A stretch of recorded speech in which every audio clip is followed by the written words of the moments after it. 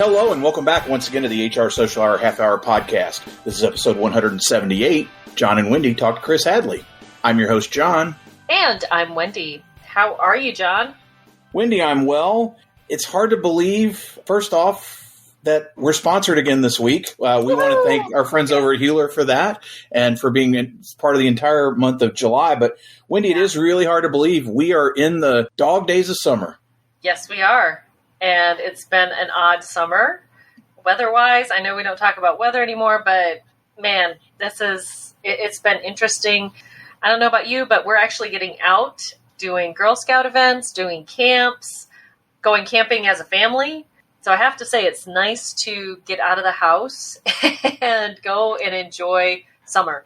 Are you running into a lot of other people when you're out and about? Particularly if you're out in camping, you're not taking the Girl Scouts with you, but you run into a lot of other people out there? We do. We actually took the Girl Scouts out to the Black Hills the end of June. We were able to get a cabin, which was nice because we were going to be doing hiking and a lot of walking around. And the other leader and I were like, we would really like beds.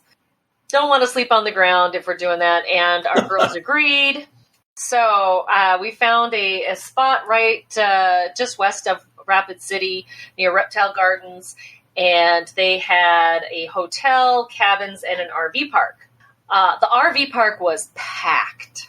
Wow. It was literally bumper to bumper in that RV park, which really kind of surprised me that so many people were out and about.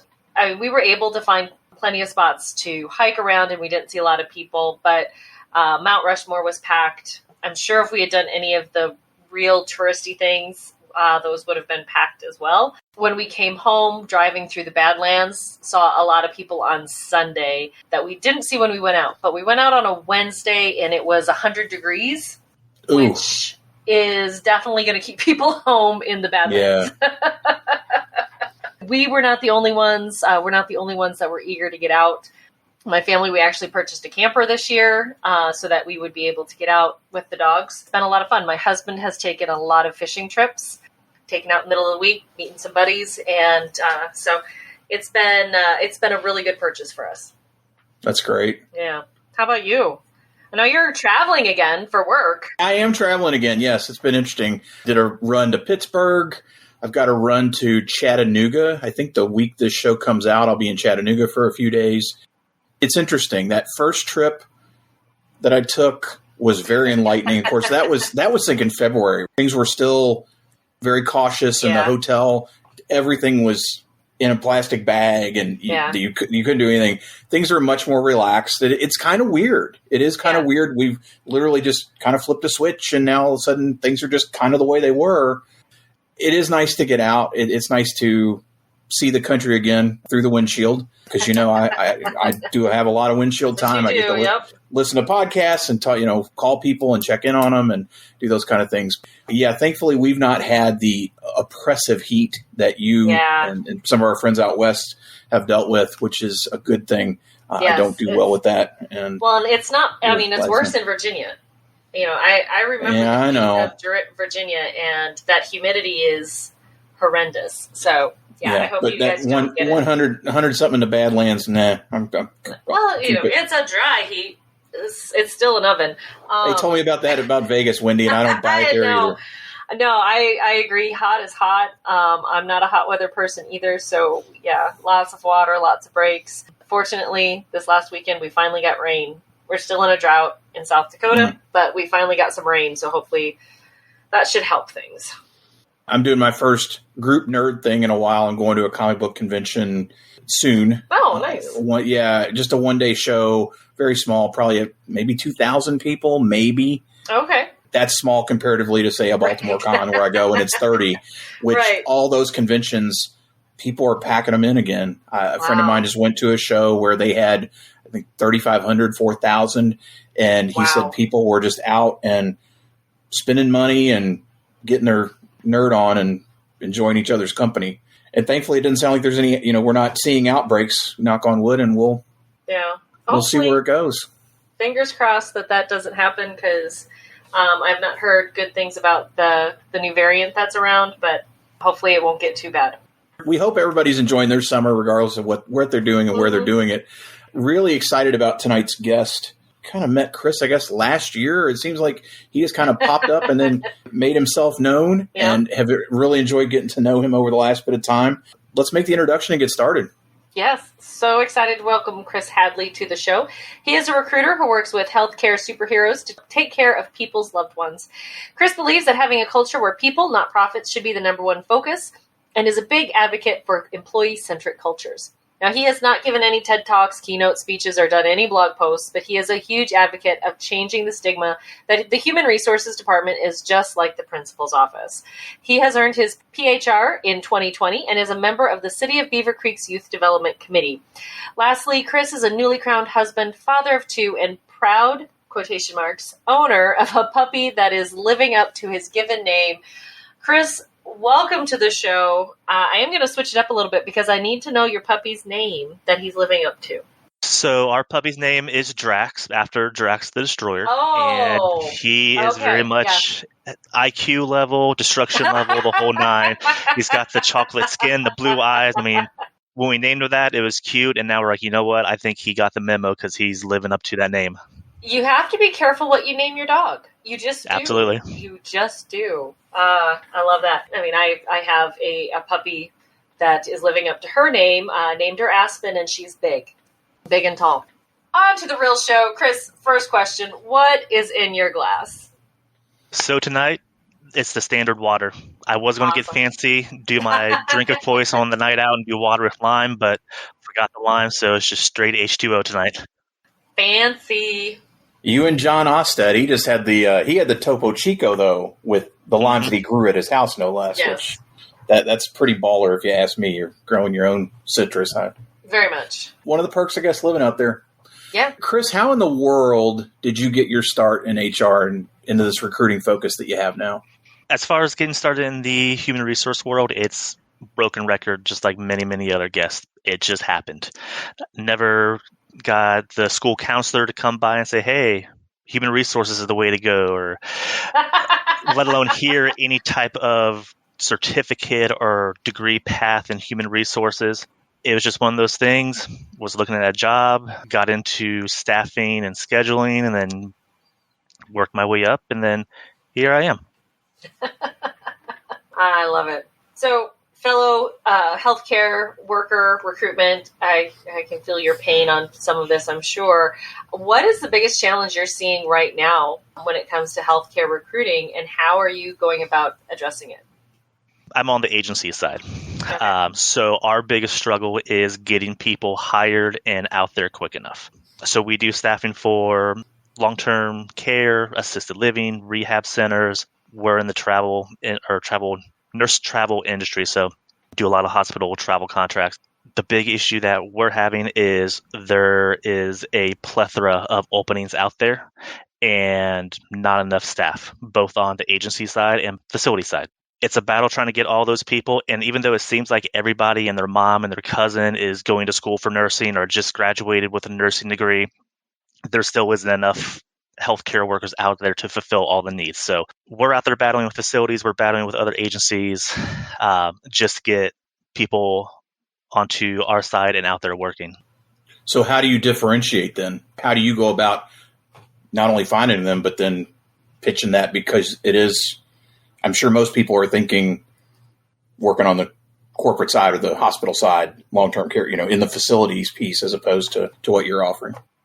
Before getting back into recruiting for agency, I actually was on the facility side. So I kind of saw firsthand how they were running things, and along with other facilities that I kind of got talking to their schedulers and their HR departments and just kind of seeing the trends there. The big differentiator with agency is you get on board with the agency and you can kind of pick and choose where you want to work and what you want to work. You go to a facility and it absolutely stinks. You don't have to go back there, to where if you get hired on somewhere and you find out you got bamboozled and this place is not what you were expecting, you're kind of stuck in that rut like, well, I need a job, I need a paycheck, but I don't want to be here. So the agency side kind of gives that freedom to let people try out different facilities, work where they want to work. If they want to travel a little bit and go up to Columbus and try a facility out there. They can do that and just kind of really on their side, not only help build up their resume, but also build up their skills because they're learning different skills, different techniques, and different facilities from different people. Chris, you've spent time in several different industries, which I thought was pretty interesting, as we've talked and some of the things you've done before. What's been your favorite business? Why is it? And then how do you apply all this different experience to what you do now? This kind of sounds like one of those loaded questions your significant other gives you, like, hey, which one's the best? All the industries, they're all equal as far as favorites. They all offer different scenarios and learning tools and situations to go through. That obviously got me to where I am now. I think if I was a recruiter from day one, I wouldn't be the recruiter I am today. Not having that hospitality experience, dealing with people at a front desk from all different backgrounds, all different ages, all different scenarios. And on top of that, I wouldn't have that thick skin from wedding season, soccer season, and all the catastrophes that happen with people checking in and things aren't right. Like my experience with associated builders and contractors, that kind of got me out there working job fairs, setting up job fairs. So seeing both sides of how to have a successful booth and also how to run a booth and what people are looking for. And what I honestly truly miss is all the little swag that every booth had. And see who liked what swag, what was the best swag, what place had the best pins and notepads and portfolios and all that. So got to do that, got to learn how to shake hands and kiss babies and trade cards and all the essentials of basically building the brand and building that network as well. It seems like all these industries, customer facing, high volume, it seems like that tends to be a theme. Very much so. I will tell you, if we ever run into each other at a job fair, I maintain that I make sure we have the best pins available. Well, you are speaking my love language. You always got it. Everybody needs a pin. While the foam sumo wrestler is humorous, I don't really need a foam sumo wrestler. And I definitely don't need more than one. And I definitely don't need more than one. Pins. Everybody needs pins. And good ones. And everyone needs good pins. Absolutely. Yeah, I agree with that. Chris, recently you took some time off social media to really focus on getting your PHR certification, which congratulations, that's awesome. What was the biggest surprise to you in preparing for the test, and what advice would you give someone to help themselves prepare? Preparing for the test, I knew me the best, so I knew that I had to take that hiatus. I needed to turn off all the notifications on my phone except for phone, text. Even turned off notification for email so I'm not getting those constant pop-ups. Deleted all the social media apps, and I also made sure I didn't tell anyone. That way I'm not getting those texts like, hey, did you see what I shared? Did you see what I tagged you in? So played it real close to my chest as far as just going quiet. Because I also knew if I did hop on there to see what I got tagged in, 45 minutes later, I'm watching the top 10 funniest cat video clips from 2015 and trying to wonder how I got there rather than focusing on the goal, which is to pass the PHR. With me putting my own money into it, not having any sort of college education, business education from a university right off the bat, like the laws and all the different acronyms that came along with it, this was all brand new to me. So just memorizing all that, because the other thing too is you don't know what's on the test. And there are books that have 30,000 pages of what could be on the test. I basically just hunkered down. I created a YouTube playlist and anything I could find on laws and regulations, payroll and benefits, just that not fun stuff. Had my headphones in, just constantly having that play in the background while I'm working, driving, sitting at home. I mean, any spare time, just really focusing, spending that month and a half, just trying to memorize and take in as much as I can. As far as the biggest surprise, so I opted to do the online exam, which first time ever doing a proctor exam online, was reading some of the horror stories, reading like tips and tricks on how to beat it and not get caught. I'm like, okay, I don't want to do that because the last thing I want is to be disqualified and now I'm out all that time and preparation. The thing that really got me was there's somebody watching you, but you can't see them watch you. And I was guilty of reading questions out loud or mouthing them. And I'd get a little pop-up saying, hey, we need you not to read out loud. Hey, we need you to not cover your mouth. And I'm like, man, like I'm not trying to cheat here. I'm like, this is just how I am. And so it kind of, you get thrown off. Like you have to stop, read what they say, respond, chat box goes away. Then you go back to answering your questions. Oh, wow. So are they thinking that you'd be reading it to somebody and then they could feed you an answer? Okay. Or recording the questions to post on the black web or, whatever mischievous things that people do. That's interesting. I would have talk about perspective, because that's not what that's not what you think or what we necessarily would think. And Chris, as far as your prep though, you basically developed your own curriculum. Just found materials and pertinent topics and just kind of put that together as its own thing, sounds like. Yeah, so one of the first things I did was reach out to the HR guru, Steve Brown. And I was like, Steve, how do I go about doing this? I kind of posted some things on LinkedIn, and I'm getting some feedback in here. And he's like, whatever you do not spend the $1,000, $2,000 for these online courses that will help prep you in 4 weeks, 6 weeks, or whatever. It's like they're just kind of a big waste of time. There are so many online resources out there. There's so many free exams you can take. There's notes. There's tons of people in the HR community that can give you advice and study guides and tips. He recommended Thomas Mobley, who is a UC professor that also has his own study course. I looked into it. It looked phenomenal. People I talked to that went through it, nothing but great things. It was a scheduling conflict. I couldn't do the in-person because it's about a 60-minute drive, and then the online ones conflicted with work. Had I been able to fit that in the schedule, probably would have did that, but kind of like what you were saying, just kind of created my own thing, looked at what worked for other people and just kind of ran with it and did a little mix and match.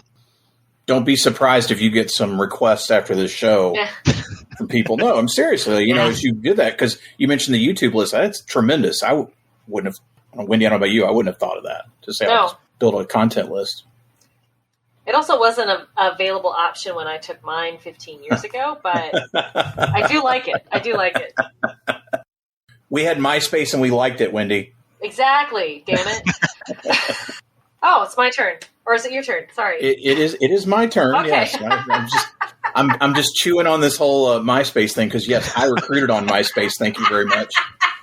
That's how old I am. Chris, we've been crowdsourcing questions this year, and that's one of the fun things is having guests take part in this. Kayla Moncayo asks, what does vulnerable HR look like inside and outside of work? First, I think anyone that's in HR and still has that mentality of they're never wrong, or if problem-solving strategy is let's refer to the policy handbook because that's what we always done, we need to track down that Infinity Gauntlet. We need Thanos to do a snap and just get rid of those people. Because especially now, I think COVID really kind of exposed that you have to be, for lack of better words, forward-thinking, think outside the box, all those fun terms that get thrown around.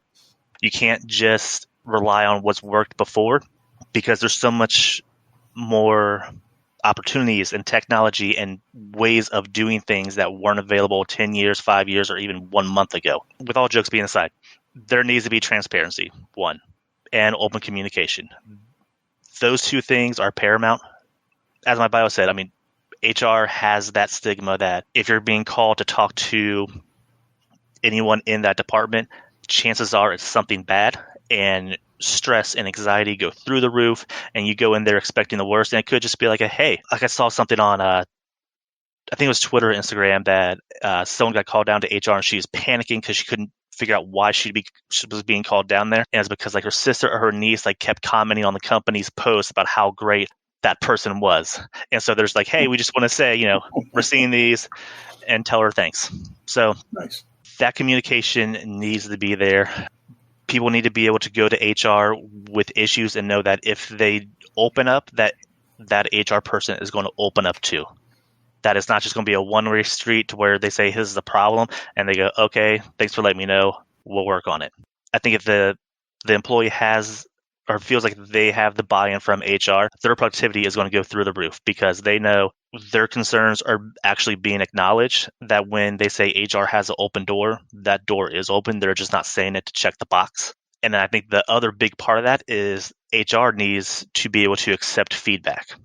That if they are being told they don't like the policies, that they think that the way things are going or the software they're using stinks, they need to take that feedback and go, okay, well, let's run with that. How can we make it better other than, okay, you think it stinks. That's your opinion. We'll see you tomorrow. Never happens, Chris. I don't believe that. Never.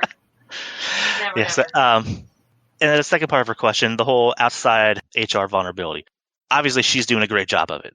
Other people like Tracy Swanenberg, Jeffrey Shapiro, who on their social media are showing that what they believe in inside of work, they also live it outside of work. So Kayla, she's very passionate about animals and her dogs. So you don't see her promoting her company and the dog food there.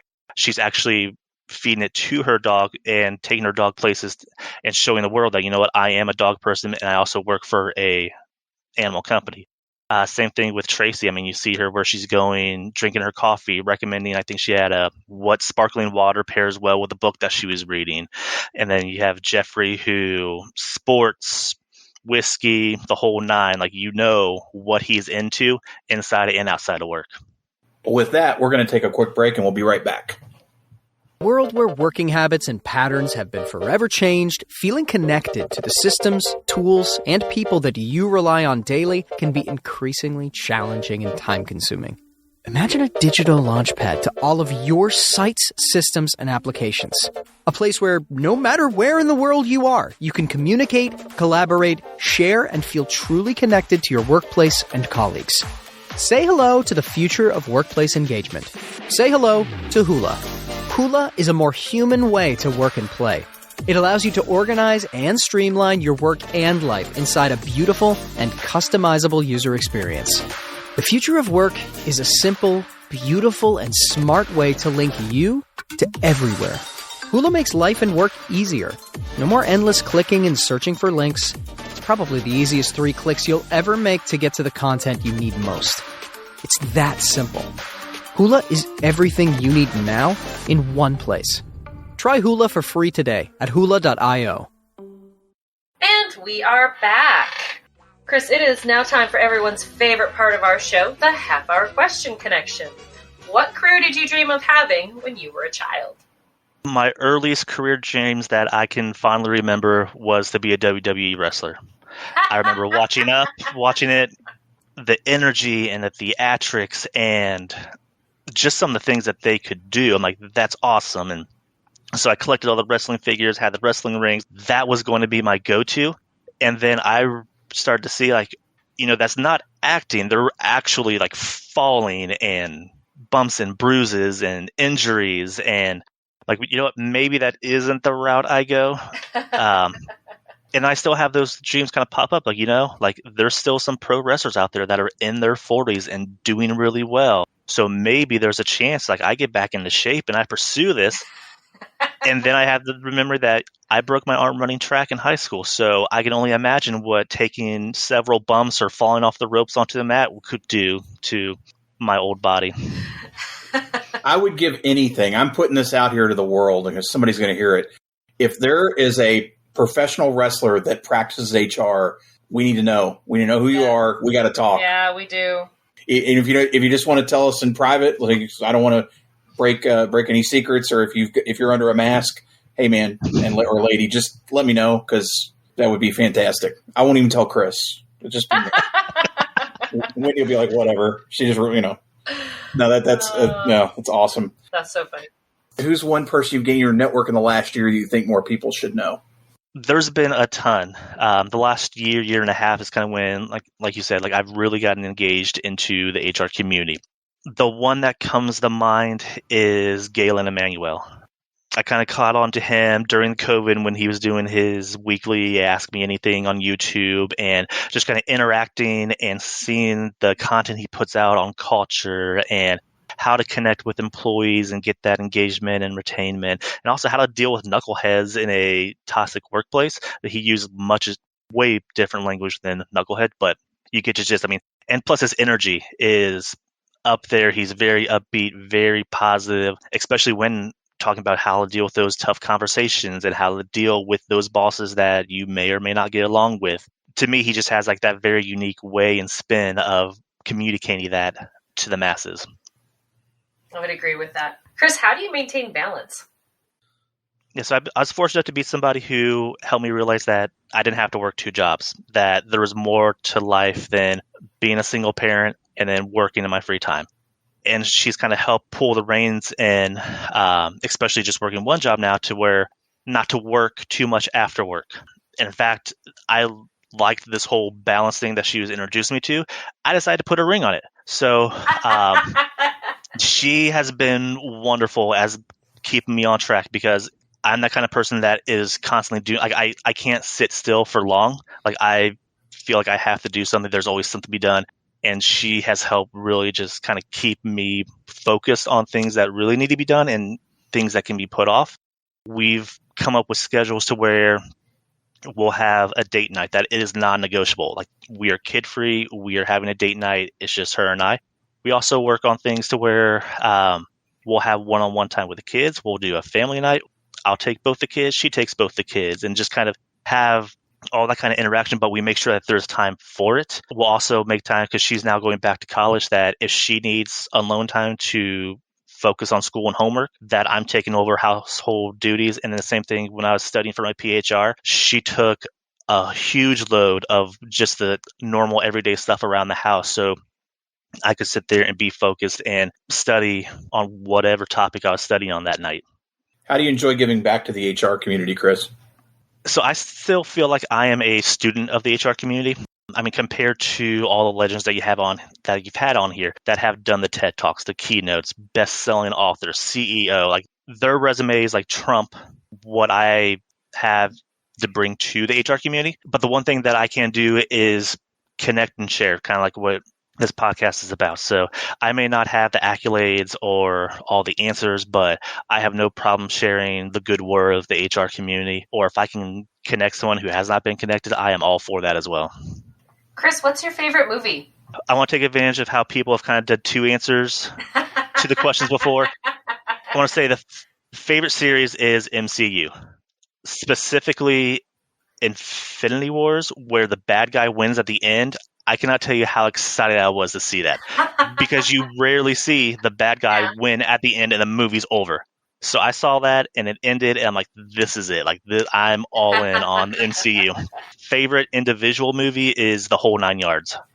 Oh, I haven't thought about that one in a while. Yeah, I stumbled across that back in high school, and it always seemed like we would get home late at night from playing basketball. We'd turn on, back in the day, HBO. And we would catch it midway, and there's the one scene where Matthew Perry goes sprinting into the house and hits the screen door. And every time that happens, like, I could not help but just instantly laugh out loud. What's the first concert you remember attending? This goes way back, and my memory is not the greatest, so I don't know where these two actually happen in order, but it was either Garth Brooks or MC Hammer. Both were equally awesome.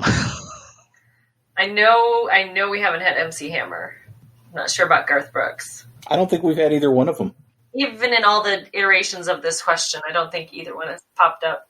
Yeah, Garth was awesome because he had the Double Live album that just came out, so he was all about swinging over the crowd, smashing guitars, having a good time. You had MC Hammer with the big pants and the dancing and all the flash and flair, and it was awesome to see. What's the last show you binge watched? So I don't binge watch. Like, I don't watch much TV at all. A couple years ago, it would have been Jersey Shore. Like, anytime a marathon's on, I'm in. That was my show to watch. But now, like, it's hard for me, kind of like I said, to sit down and watch something, let alone binge. But I was fortunate when COVID happened, The Last Dance documentary came out.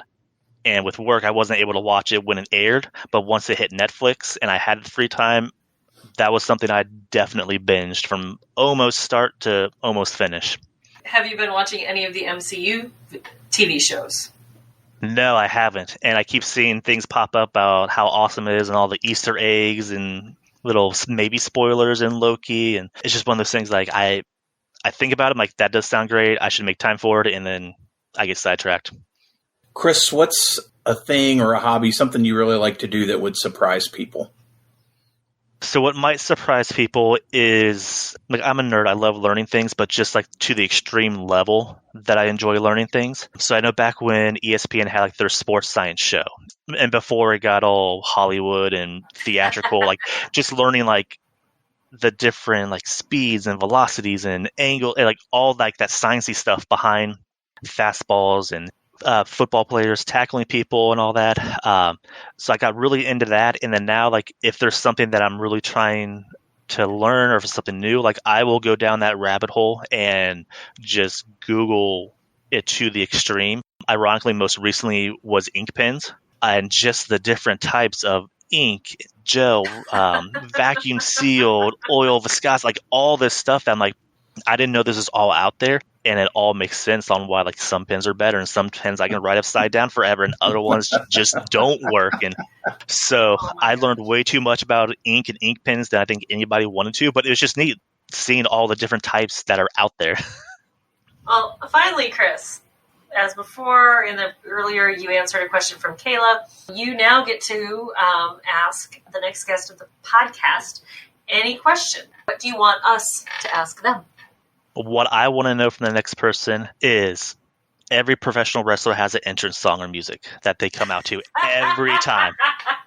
What's the one song that they would have play every time they go out on stage to speak, every time they enter a meeting room, a Zoom meeting, anything? As soon as they enter, that music plays. I want to know what the song is. I love that. Somebody asked us that on our last Ask Us Anything show. Mm-hmm.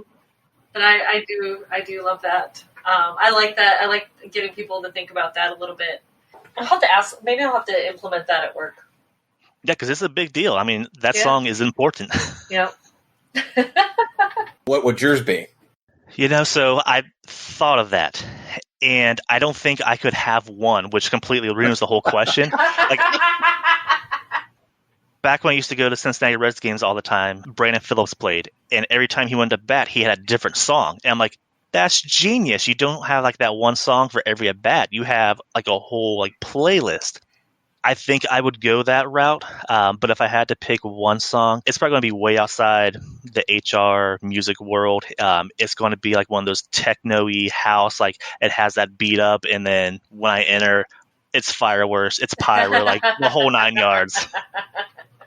If it had to be a specific wrestler's theme, what would you use?